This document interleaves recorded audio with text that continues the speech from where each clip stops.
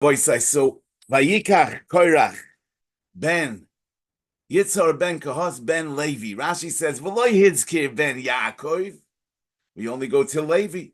Shebikesh rachamim al atzmoi shelo yizocher shmoi al machlokosam shenemar upekoholom al teichad kevoidi.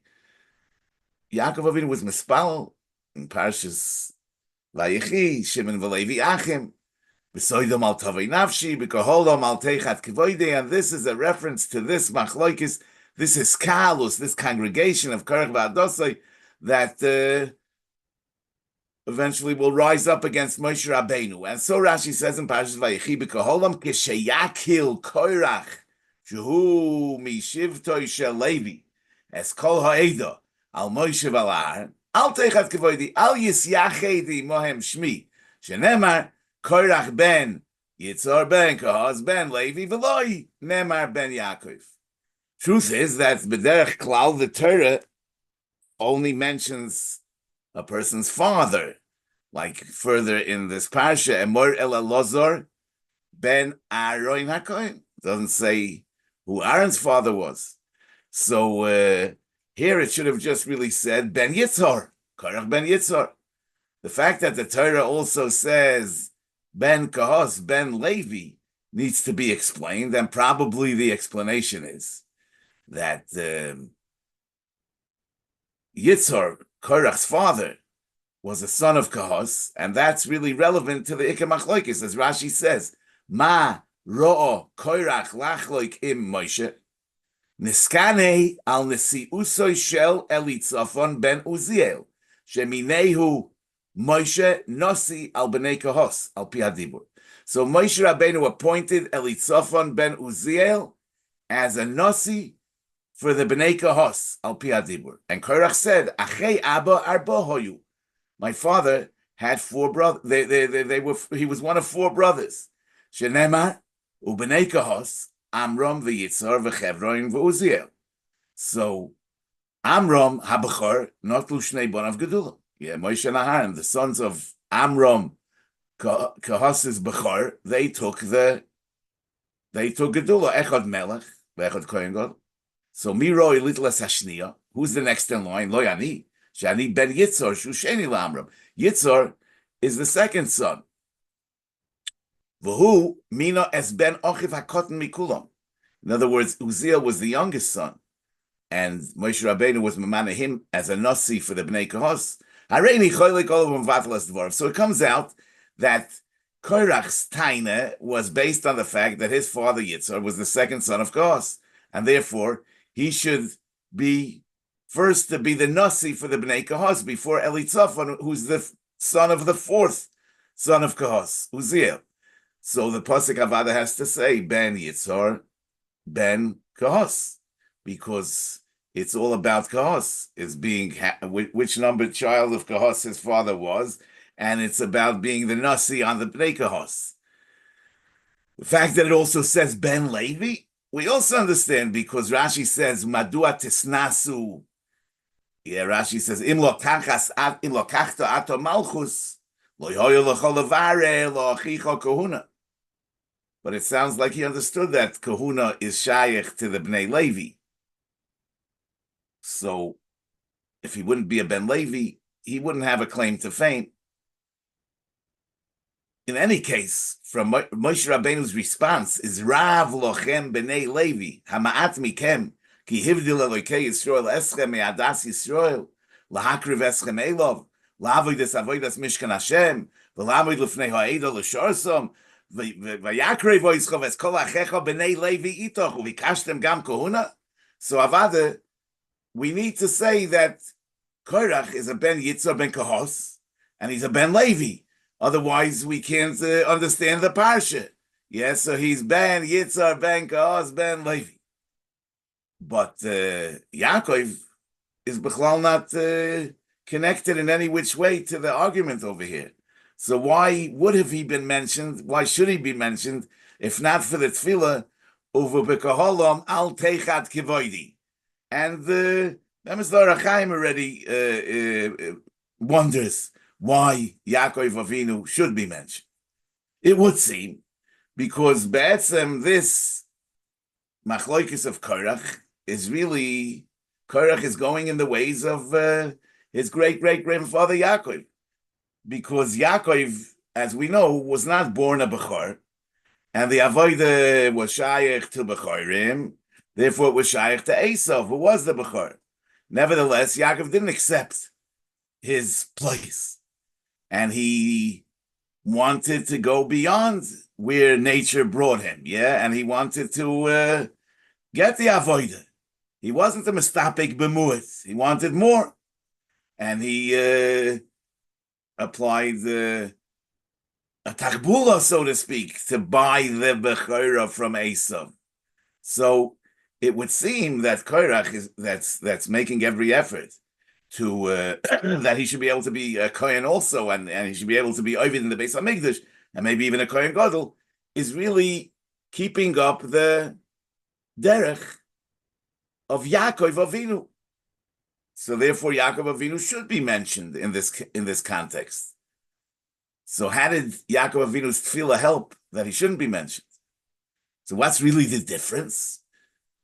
At first glance, we would say that the difference between what Yaakov did and what Esav did is in how they went about it. Yaakov bought a bechorah, but Korach made a machlokes. But from Moshe Rabbeinu's response, we see that that's not the point. From Moshe Rabbeinu's response, we see that the she'ifa, the striving of Korach is possible, because he says, Rav lochem b'nei Levi, hamaat mikem ki yivdil, uvikashtem gam kohuna. In other words, you should settle for less. I mean, why do you want to be a kohen for? So, l'chorah Yaakov Avinu did everything he can to acquire the avodah. So he didn't take the approach of Rav Lochem. So why is Korach so different than what Yaakov did? So maybe Korach really was b'toich the tightness of Korach. He says, Kol ha'eda kulam kedoshim u'besoicham Hashem, meaning he totally wanted to undo all the divisions of classes, and that is really a total korban. Maybe that's the problem with Korach. But the question remains, if the machlokes of Korach is fundamentally different than what Yaakov Avinu did, so Yaakov Avinu shouldn't be mentioned here because he doesn't belong here. And if Yaakov Avinu ought to be mentioned here, so how does the tefillah help? I mean, just because he davened that he shouldn't be mentioned, so he's not mentioned if he really deserves to be mentioned. So I want to suggest like this. The Mishnah says, "Ezohi machloikes shaloi l'shem shamayim, machloikes korach v'adosei." This machloikes is like the classic example of a machloikes shaloi l'shem shamayim, and this is in spite of the fact that the basis of this machloikes was a spiritual craving, a pure spiritual craving. It would seem for avodas Hashem. Nevertheless, it's considered shaloi l'shem shamayim. Then it's Siv, when he writes about the 250 Nesiyah Ha'edo, Kriyei Moyed, Anshe Shem. And you have to understand, we're talking about the Dor Deya. And these 250 people are described as Nesiyah Ha'edo, Kriyei Moyed, Anshe Shem. Then it's Siv writes, Yesh Lahavin, that we should understand, Shereish Nun Ish, Hoyu Be'emes Gedoyle Yisrael, B'chol Prat. They were Gedoyle Yisrael in every detail of who they were. Gam beyiras Hashem. V'hoya minias hakohuna shehi goyremes dveikus v'avas Hashem. The fact that they were being held back from kohuna, which brings a person to dveikus and avas Hashem, this was ka'esh boyer bekirbam. It was like a burning fire within them. They wanted to come close. Loy l'shem srora v'kovid hamaduma. No, we shouldn't suspect that they were into kovid and srora. No. Ki im lehiskadesh ulahasig mailo zu al yedei avoid. Okay? He writes that they knew that they're endangering their lives by doing this, but they were willing and ready even to die. Miroiv avas Hashem, Ki azo kamoves ahava. So writes the Netziv. No. So to us, it sounds like a very, very high madrega. Yeah, it's the highest level that we can imagine. Yeah, the highest madrega of l'shem shamayim. Yeah, they're willing to give up their life is just in order that they should be able to enter the Holy of Holies. But nevertheless, Chazal say that not only was it Shalei l'shem shamayim, but this is the example. This is the classic example of Shaloi l'shem shamayim. This is the spitz of Shaloi l'shem shamayim. So how are we supposed to understand this? On the other hand, we have the story of Eshes Potiphar. Vatisa Eshes Adonov Eseineo El Yosef. Vatoimer Shichvoimi. Vayikidabro El of Yoim Yoim El Yosef Yoim Yoim V'lo Shoma Eleo, etc., until Vatispesehu Bevigdoi.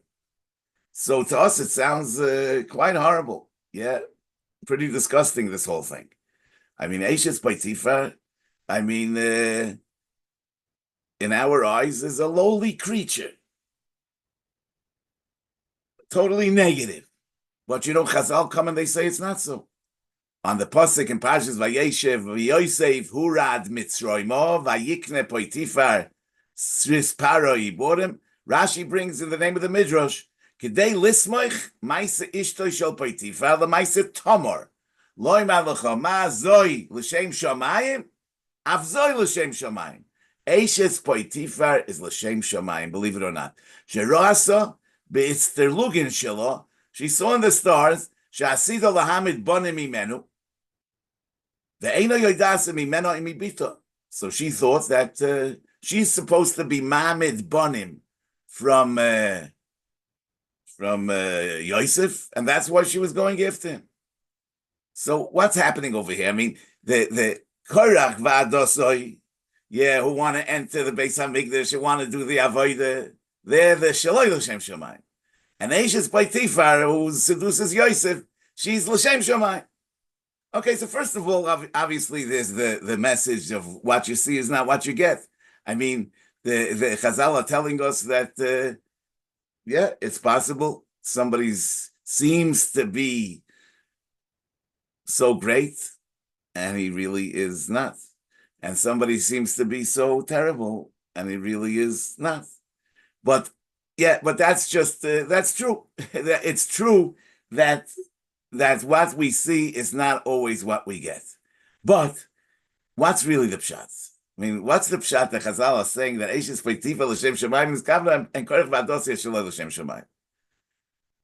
So, l'shem shamayim means that a person is totally dedicated to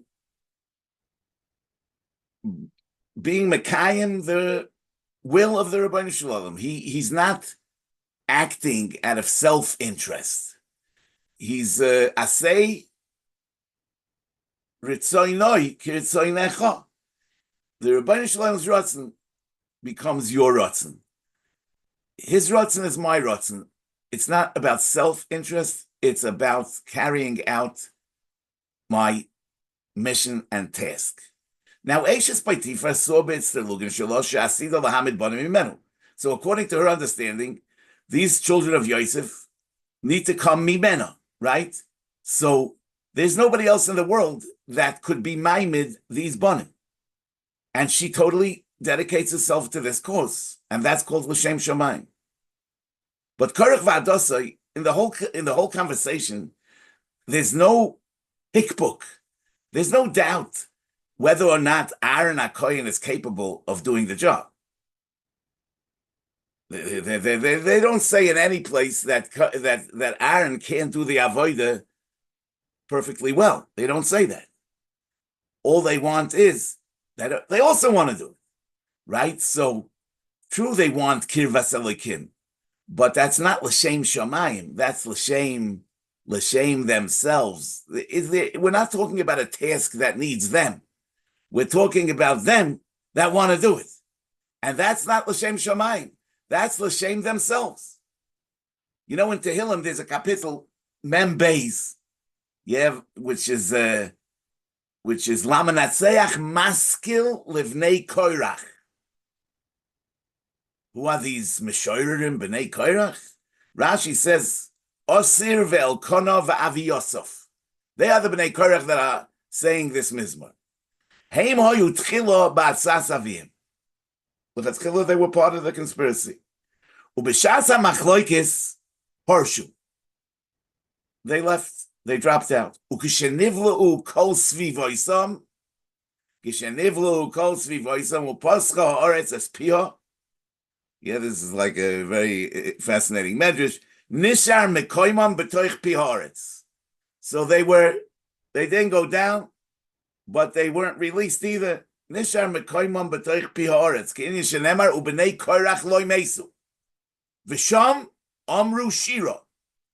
V'sham yizdu hamizmorim ha'elu. So this kapitel can tell him that were authored at that piharetz. Yeah, v'olu misham. Then they came up from there, v'shor saleim ruach hakodesh v'nisnabu, etc. So this is a mizmor of the Bnei Korach that dropped out of the machlokes. So what does it say in this kapitel? It says, Ka'ayol ta'aroig alafike moim, kain nafshi sa'aroig eilecha eloikim. It's like ayol is a ram that longs 4 brooks of water, pashtas. So my soul longs for you, Hashem. Ka'ayol ta'aroig al afike moim, kain nafshi sa'aroig eilecha eloikim. So there's a problem with this pasuk because ayol is a zochar. The nekeva is called an ayolo. I think in English they call it a doe. So it would need to say either ka'ayol yaroig or ka'ayolo taroig. The pasuk is calling the ayol with a lashon zochar, but it's saying taroig, which applies to an akeva. So Rashi over there says like this: Ka'ayeles taroig loy nemar, u'ka'ayol yaroig loy nemar. Right, so it just doesn't hang together. Diber akosu b'zochar b'nekeva. So Rashi says that it says ayol in the lashon zochar and taroig in the lashon akeva because the Torah wants to cover, the pasuk wants to cover both the zochar and the nekeva. So both the Zochar and the Nekeva are oireg. And that's why the pasuk uses Lashon Zochar and Lashon Nekeva. Now, Rashi over there in the Dibur HaMaskil Ka'ayol Tarig Al Afike, Rashi says Lashon Ereg Noifel Al Koil Ha'ayol. It's the sound that the ayol makes. Kasher Yipo Lashon Naham La'ari, like we say Noihem Ka'ari, V'shikuk L'doiv, V'goyo L'shvorim, V'tziftzuf L'oifes. So, Ariga is the sound that the ayol makes. Okay. Amru Razal, ha'ayola hazois chasida shebechayis. That the ayola is the chasida shebechayis. Yeah, it's like the big tzaddik. So, k'shachayos tzmeyos l'mayim, when the chayos are thirsty, hey miskansois eileho, they come to the ayol, shetitla eineho lemora. Because in her schos, she can bring water. Umahi oisa. So what does the ayol do? Choiferes guma, umachneses karneho lesoicha v'goy o. V'HaKadosh Baruch Hu merachim aleo. V'atahoy malo l'mayim. I'm reading you from Rashi and Tillim, yeah? Now, when the Dibur HaMaskil ka'ayol taroig, Rashi says, again, Dibur HaKosu b'zochar b'nekeva, hazochar oireg al esek hamayim, k'moshi pirashnu.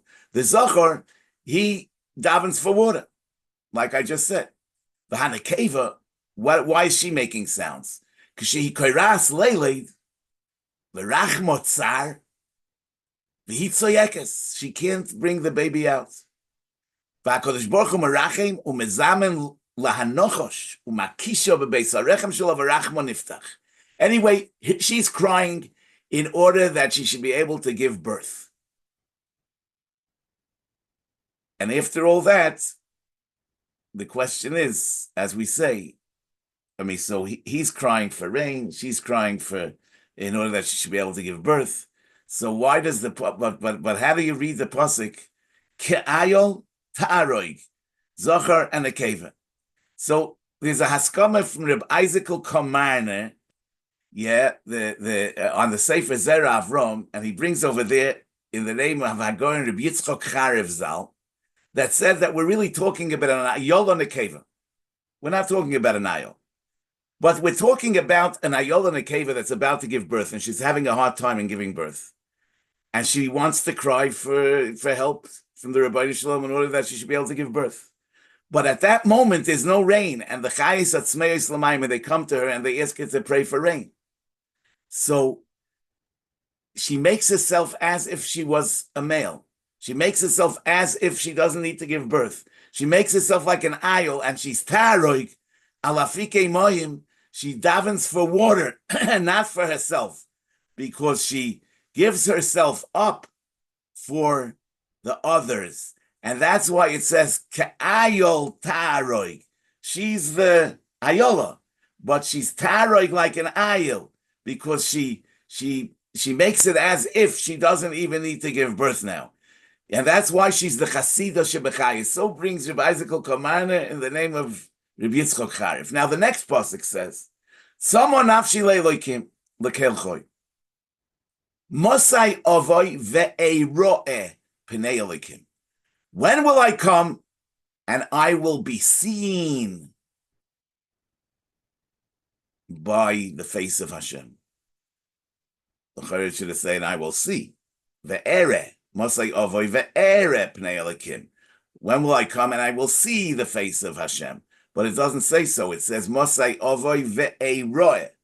So the Rebbe of Shmelkem in Nikolsburg says that, he's not wanting to see the face of Hashem Kaviyachol, because that would be a want that's based on self-interest. No, it's Masai Avoy Ve'eroah. When will I be seen by Hashem? Meaning, his focus is on giving the Rebbeinu Shalom Nachas Ruach, that the Rebbeinu Shalom should see him come close. But it's not because he wants to come close, but he wants the Rebbeinu Shalom to experience his coming close, so to speak. So, Mamela, I say that that's the hemshich of the psukim. First it says, Ka'ayol tareg al afikei mayim, which means that the female ayol, the ayelis, even though she's karas leilei, then she needs to daven for herself, but she makes herself as a zocher to daven for the kshamim l'tzorech haklal. So also say the bnei Korach, someone nafshi le'lekim lekel choy mosai ovay ve'eroeh pnei lekim. The eye is not the point. It's the Rebbeinu Shalom having nachas ruach. It's not self-centered. It's not about the self. Just like the ayol taroi galafikei mayim is not about the self. So also the tzama nafshi le'lekim lekel chai mosai ovay ve'eroeh pnei lekim. It's not about me. So this is the mizmor of those bnei Korach, Osir, Elkanah, and Avi Yosef, that l'chatchila they were part of their father's plan. But b'shas ha'machloikis, they were Pirish. In these psukim, they correct the sin. Ka'ayol taroig ve'eroeh pnei elokim. The chait of Korach was that he was striving for ve'ereh pnei elokim, which is not l'shem shamayim. The bnei Korach only want that the Rebbeinu Shalom's rotzen should become mekuyim, and that's the ve'eroeh pnei elokim. They strive for the highest madregas, but not out of self-interest, but out of ritzoynenu lasos ritzoynecha, that the Rebbeinu Shalom's rotzen, that the nachas ruach lefonav she'amarti v'nase ritzoyni, that the Rebbeinu Shalom should have the nachas ruach of amarti v'nase ritzoyni. So Yaakov Avinu said to Esau, Michra kayoim es b'choros choli. So Rashi says, Lafi she'avoida b'choros. Amar Yaakov, ein rosh hazeh kedai sheyakriv laHakadosh Baruch. So Yaakov wasn't wanting to do the avodah. He didn't want the avodah for himself. He wanted that the avodah should be done properly. It should be done by somebody that will do it properly. It shouldn't be done by a Rasha. Yeah, he said, ein rosh hazeh kedai sheyakriv laHakadosh Baruch Hu. So when the drive is pure, and it's in ganzen l'shem shamayim. Even sometimes it comes in an oifen of vayakveni zeh pa'amayim, it's the right thing. But Yaakov says, "B'koholam al teichat kvoidi." In spite of the fact that also Korach and also Yaakov, they're both wanting avodah, but it's completely different. Yaakov is worried about the avodah, that it should be done properly, l'shem shamayim. Korach is worried about himself, that he should do it, in spite of the fact that he knows that Aaron could do it just as well, and therefore shalei l'shem shamayim. But you know that tzaddikim don't trust themselves; they're not sure. Yaakov was choishish that maybe in his heart of hearts there's also some self-interest. He knows that he's going for it. He wants to take away the avodah from Esav because he's a Rasha and he's Einoi Kedai Shetiyos Avodah Al Yodah, but maybe he has some self-interest also. And that's the tefillah of Yaakov, that B'koholam al teichet kvoidi, that meaning I shouldn't have any iota of Shaloi l'shem shamayim in this doing, so that what I'm doing and what Korach is doing will really have nothing to do with each other. In other words, if there would be some element of Shaloi l'shem shamayim in Yaakov Avinu's doing, he would be mentioned together with Korach. So the tefillah is really a tefillah to the Rebbeinu Shalom, that you should purify my heart and I should really do it only for the right reasons, that I shouldn't have any self-interest. Okay, so that's the Shura that, yeah, Eishes Poitifel Hashem Shemayim Niskavno. It's all if you're focused on carrying out the mission, on doing the task, on making sure that what needs to happen will happen, what needs to be done will be done, or you're focused on yourself. Okay, Rabbi Sai, I want to wish you all a good Shabbos. Oh, I see. It's Lakovid. Now I understand. I see there's a bigger island today, but it has to do because today is the Yom Ha'atzmaut of the United States of America. Yeah. So it's listen. So it's everybody has a little bit more freedom. Yeah. The thing is yeah. What do you say? What about Aaron Akain by Ba'aloischa? How does that stem with Visa? Meaning the Nesiim they all did what they had to do. It was fine. It was clearly for him. Oh, the whole show is nice. Okay, Gaby, you're asking good like usual. So the thing is, it requires some thought. It requires some thought. Yeah. Okay, Rabbi Say Chizku v'Yabos. Just a quick anachas now before David hangs up. What? I said a nachas report before David hangs up. I was in Vocal last Shabbos. I went to David's kiddush. Oh no! And the Rebbe got so much nachas. You walked for an hour in the heat. And it was kedai. I would do it again. Really? I got a lot of nachas. I felt like I was back in Yerushalayim. Oh, Baruch Hashem. Okay, Baruch Hashem. Yeah. I'm not going to say B'koholam al teichat kvoidi. I'm very happy to be part of it. Okay. Very good. Okay, Zaygadol. Thank you.